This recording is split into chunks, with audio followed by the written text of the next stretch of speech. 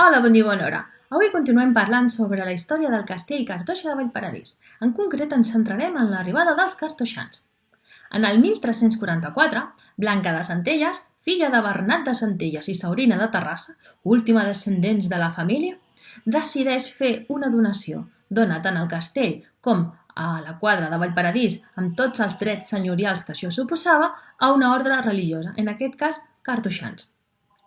Els cartoixans, quan arriben, el que es troben és una torre, un castell, i ells el que necessitaven era un monestir.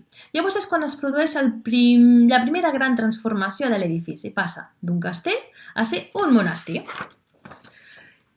Aquí tindríem el que és el monestir i aquí tenim l'església de Sant Jaume de Vallparadís, que havia estat construïda en el segle XII. Precisament gràcies a que teníem aquesta petita església, quan l'ordre cartoixana s'ha de posar un nom, doncs agafa el nom de l'església i és la Cartoixa de Sant Jaume de Vallparadís. Doncs bé, què ha de tenir un monestir perquè sigui monestir? Entre altres coses, ha de tenir una capella. El que és la sala del Tinellet, a la sala d'exposicions temporals del Castell Cartoixa, doncs allà és on estaria ubicada la capella. Allí va ser enterrada Blanca de Centelles quan va morir.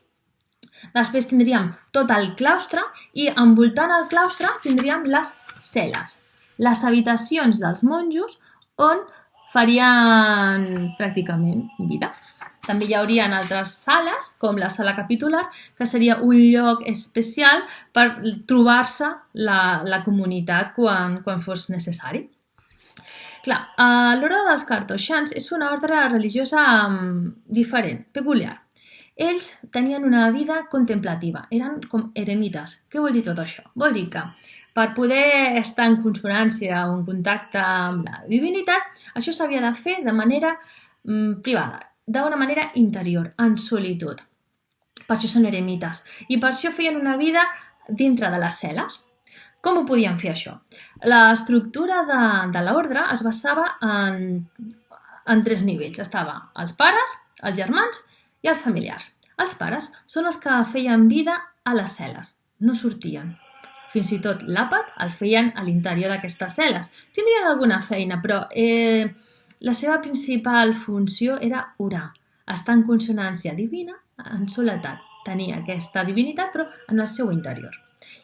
I els germans i els familiars són els que s'encarregarien del dia a dia del monestir, de treballar, treballs agrícoles, de tenir-ho tot en perfecte estat. Un cop a la setmana sí que es reuniria tota la comunitat, anirien, entre altres llocs, a la sala capitular, on farien un àpat comunitari, mentre algun monjo estaria llegint un capítol del llibre sagat, la resta estaria menjant. Aquests monjos, com us comentava, tenien aquesta vida contemplativa i van estar fins al segle XV, que entre altres motius ja se'ls va quedar, diguem-ne, el monestir petit i van decidir marxar. És curiós perquè la comunitat estava formada amb 10 monjos i el prior, però se'ls va quedar petita i van anar al monestir de Montalegre, a Tiana.